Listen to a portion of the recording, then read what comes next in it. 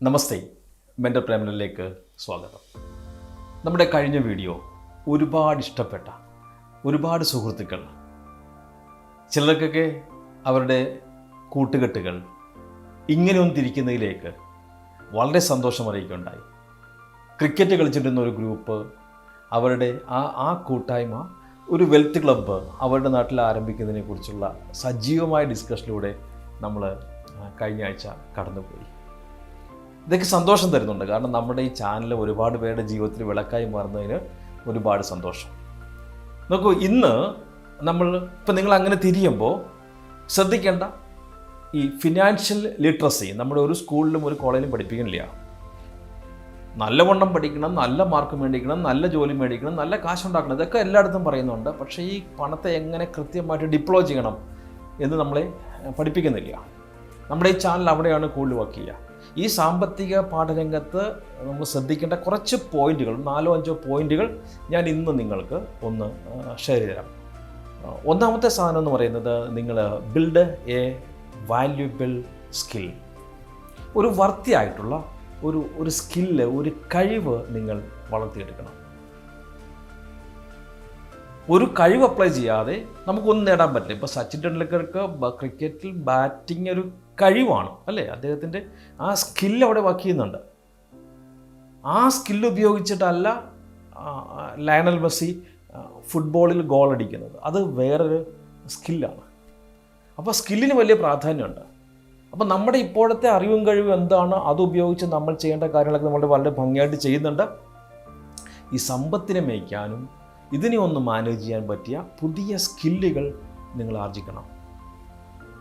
അതിനാണ് നിങ്ങൾ ഈ കൂട്ടായ്മ ഞാൻ പറഞ്ഞല്ലോ, ആ കൂട്ടായ്മയിൽ ഇരുന്നൊക്കെ ചർച്ച ചെയ്യണം. നമുക്ക് എന്ത് ചെയ്യാൻ പറ്റും, നമുക്ക് എന്ത് ചെയ്യാൻ പറ്റും, ഇതിനെക്കുറിച്ച് നിങ്ങൾക്ക് നല്ല ഉപദേശങ്ങൾ തരുന്ന ആൾക്കാരുമായിട്ട് നിങ്ങൾ കൂട്ടുകൂടണം. സമ്പത്തിനെക്കുറിച്ച് പ്രതിപാദിക്കുന്ന നല്ല പുസ്തകങ്ങൾ വായിക്കണം.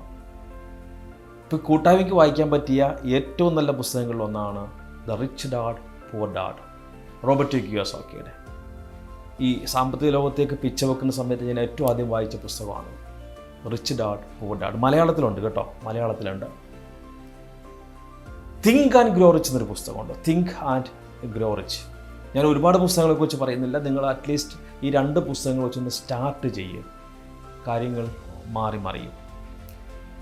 പിന്നെ നിങ്ങൾ ശ്രദ്ധിക്കേണ്ട രണ്ടാമത്തെ point, provide value to others.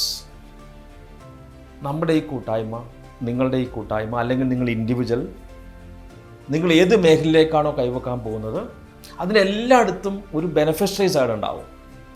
നിങ്ങൾക്ക് സർവീസ് കൊടുക്കേണ്ട, അല്ലെങ്കിൽ നിങ്ങൾക്ക് പണം ഇങ്ങോട്ട് തരാൻ കാരണമാകുന്ന ഒരു കൂട്ടരുണ്ടാവും. അവരെ നല്ലവണ്ണം വിലമതിക്കുക. മഹാത്മാഗാന്ധി പറഞ്ഞിട്ടുണ്ട്, ഒരു സ്ഥാപനത്തിൻ്റെ കിങ് എന്ന് പറയുന്നത് അവരുടെ കസ്റ്റമേഴ്സാണെന്ന് പറയുന്നുണ്ട്. അപ്പോൾ നിങ്ങൾ എന്താ തുടങ്ങാൻ പോകുന്നത് നമുക്കറിയില്ല. എവിടെയാണെങ്കിലും നിങ്ങൾക്കൊരു പബ്ലിക് ഇൻട്രാക്ഷൻ വരും.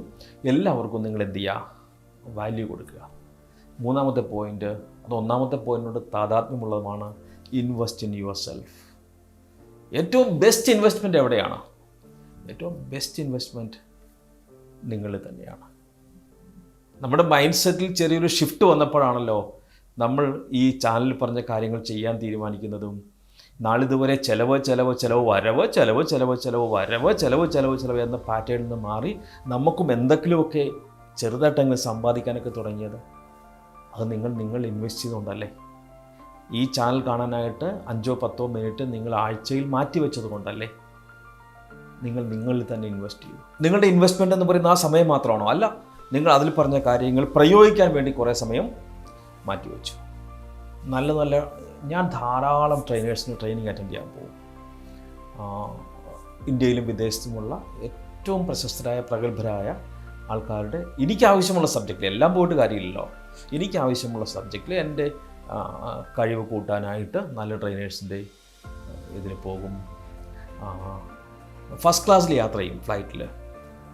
അതെന്താണെന്ന് വെച്ച് കഴിഞ്ഞാൽ, ആദ്യം ഒന്ന് കൊതി തീർക്കാൻ വേണ്ടി പോയി, പിന്നെ പോകുന്നതെന്ന് വെച്ച് കഴിഞ്ഞാൽ നല്ല ബിസിനസ് ലോകത്തെ വലിയ ആൾക്കാരൊക്കെ അതിനകത്ത് ഉണ്ടാവും.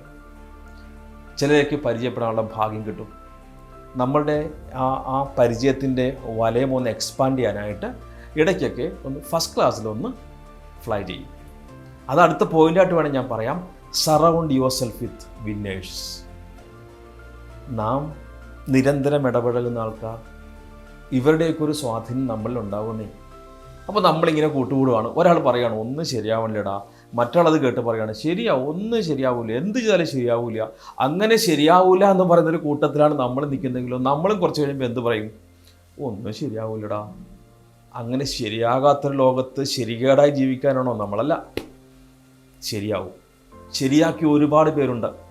അവരൊരു സുപ്രഭാതത്തിലൊരു സിംഹാസനത്തിൽ കയറി ഇരുന്നതല്ല. അവരുടെ ആ സിംഹാസനത്തിൻ്റെ ചുവട്ടിൽ പൊരിഞ്ഞു വീഴിക്കുന്നത് അവരുടെ വിയർപ്പല്ല, അവരുടെ രക്തത്തുള്ളികളാണ്. കാരണം അവരുടെ വിയർപ്പ് തുള്ളിയൊക്കെ ആ രക്തത്തിൻ്റെ ഗന്ധം ഉണ്ടാവും. അത്രത്തോളം അവർ അധ്വാനിച്ച് കയറി വന്നവരുണ്ടാവും. അവരോടൊക്കെ ഒന്ന് കൂട്ടുകൂടാൻ പറ്റുക, അവരുടെയൊക്കെ ഇടയിൽ ഒന്ന് സഞ്ചരിക്കാൻ പറ്റുക, നമ്മുടെ നെറ്റ്വർക്കിലേക്ക് അവരെ കൂടി ഉൾപ്പെടുത്താൻ സാധിച്ചാൽ അവരുടെ അനുഭവങ്ങൾ, അവർക്ക് പറഞ്ഞു തരാൻ പറ്റുന്ന നല്ല പാഠങ്ങൾ, ഇതൊക്കെ നമ്മളെ പ്രതിസന്ധികൾ കൈപിടിച്ചുയർത്തും, ജീവിതത്തിൽ ഉന്നതിയിലേക്ക് കുതിക്കാൻ നമുക്ക് താങ്ങാവും, തണലാവും. അതല്ലാതെ എല്ലാം വെറുതെ ക്യാഷ്വലായിട്ട് എടുത്ത് അടിച്ച് കൂതറ കളിച്ച് വെറുതെ പോയിരിക്കുന്ന ഒരാളുടെ ഉപദേശം ഞാൻ എടുത്തിട്ട് സമ്പന്നൻ ആഗ്രഹിക്കുന്ന വല്ല കാര്യമുണ്ടോ? ഇല്ല. So surround yourself with winners. ഇനിയൊരു point, stay adaptable and open to changes. മാറ്റങ്ങൾക്ക് മുമ്പിൽ കണ്ണു തുറക്കാൻ തയ്യാറാവുക. മാറ്റം കാലത്തിന് അലംഘനീയ നിയമമത്രേ, അരുതെന്ന് ശഠിച്ചാൽ പോലും അത് വരും. നമ്മളെ നിർബന്ധിച്ച് മാറ്റിച്ചൊരു സാധനമായിരുന്നു കൊറോണ. നിങ്ങൾ നോക്കിക്കേ, ഈ കൊറോണയ്ക്ക് ശേഷം ഏതൊക്കെ മേഖലയിൽ മാറ്റമുണ്ടായി. ഇപ്പം നിങ്ങൾ ഈ ചാനൽ കാണുന്ന ഈ ലാൽജി പോലും ഈ കൊറോണയുടെ സൃഷ്ടിയാണ്. ലൈവായിട്ട് നിരവധി മേഖലയിൽ ട്രെയിനിങ് കൊടുത്തിരിക്കുന്ന ഞങ്ങളെപ്പോലുള്ള ട്രെയിനേഴ്സ് ഒരു നിമിഷം ചിന്തിച്ചു പോയി. ഓഡിറ്റോറിയങ്ങൾ അടച്ചു, ഹോട്ടലുകൾ അടച്ചു, ഇനി അങ്ങനെ ട്രെയിനിങ്. അപ്പോഴാണ് ഓൺലൈൻ ട്രെയിനിങ് എന്നൊരു സാധനം വരുന്നത്. എനിക്ക് ഒട്ടും ശീലമില്ലാത്തൊരു സാധനം. ഈ സൂമെന്ന് നമ്മൾ കേട്ടിട്ട് പോലും ഇല്ലായിരുന്നു. എന്നോടൊപ്പം ഉണ്ടായിരുന്ന പലരും സൂമിലേക്ക് ഷിഫ്റ്റ് ചെയ്തപ്പോൾ ഞാൻ കുറച്ച് പുസ്തക വായനയൊക്കെ ആയിട്ട് അങ്ങോട്ട് ഒതുങ്ങി. എന്നാൽ എൻ്റെ ഒരു പ്രിയപ്പെട്ട ഒരു സുഹൃത്തിൻ്റെ ക്ലാസ് കേൾക്കാൻ നിർബന്ധിച്ച് അദ്ദേഹം വിളിച്ച് ഞാൻ ഈ സൂമിൽ ആദ്യമായി കയറി കഴിഞ്ഞപ്പോൾ ഞാൻ അദ്ദേഹത്തെ വിളിച്ചു, എന്താ സംഭവം? അപ്പോൾ എനിക്ക് അതിനെക്കുറിച്ചൊരു ടൂള് തന്നു. ഞാൻ ആ മാറ്റത്തിലേക്ക് ഒന്ന് മാറാൻ തയ്യാറായി. രസം എന്താണെന്ന് വെച്ച് കഴിഞ്ഞാൽ, ഈ കേരളം എന്ന ഇട്ടാവട്ടത്ത് മാത്രം ട്രെയിനിങ് എടുത്തിട്ടുണ്ടെന്ന നമുക്ക് ഇന്ന് 9ഓളം രാജ്യങ്ങളിൽ ക്ലയൻസായി. അപ്പോൾ മാറ്റം നിങ്ങൾ നോക്കിയാൽ മതി അല്ലേ. ബിസിനസ്സിൻ്റെ സ്വഭാവം തന്നെ കൊറോണയ്ക്ക് ശേഷം മാറി. പല ട്രഡീഷണൽ ബിസിനസ്സുകളും ഇല്ലാണ്ടായിപ്പോയി, എന്നാൽ പുത്തൻ ബിസിനസ്സുകൾ വന്നു. ഇവിടെ ദിനോസറുകൾ ഇല്ലാണ്ടായി, പല്ലികൾ അതിജീവിച്ചു. മാറ്റത്തെ അതിജീവിക്കാൻ, മാറ്റത്തെ സ്വീകരിക്കാൻ, മാറ്റത്തിനൊപ്പം മാറാൻ നമ്മൾ തയ്യാറുണ്ടെങ്കിൽ ഈ മാറ്റം നമുക്ക് ഗുണപരമായ കാര്യങ്ങൾ കൊണ്ടുവരും. അടുത്തതായിട്ട് അവസാനമായിട്ട് ഒരു കാര്യം കൂടി പറയാം. Practice effective time management. ഒരു ദിവസം 24 മണിക്കൂർ, ആഴ്ചയിൽ 168 മണിക്കൂർ. ഈ 168 മണിക്കൂറിൽ 8 മണിക്കൂർ ഉറങ്ങാൻ മാറ്റിവെക്കുക, 8 മണിക്കൂർ നമുക്ക് പണിയെടുക്കാൻ മാറ്റിവെക്കുക, ബാക്കി 8 മണിക്കൂർ അതിൽ നമുക്ക് യാത്രകൾക്ക്, മൊബൈൽ കാണാൻ, ടി വി കാണാൻ, പത്രം കാണാൻ, ഇതെല്ലാം മാറ്റിവെക്കുക. ഒരു 4 മണിക്കൂർ. എന്നാലും 2 മണിക്കൂറുണ്ടാവും. ഒരു മാസം 60 മണിക്കൂറുണ്ടാവും.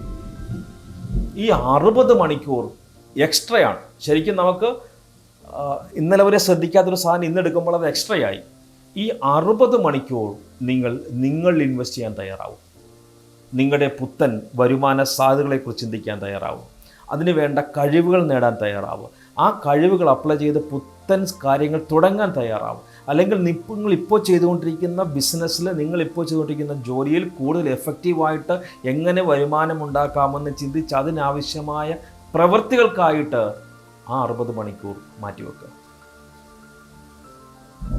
ഞാൻ നേരത്തെ കഴിഞ്ഞ ഒരു എപ്പിസോഡിൽ ചോർച്ച അടയ്ക്കാൻ പറഞ്ഞു. പണം മാത്രമല്ല ചോർച്ച. ഇന്നത്തെ ഏറ്റവും വലിയ ചോർച്ച എന്ന് പറയുന്നത് നമ്മുടെ ടൈമാണ്. ടൈം.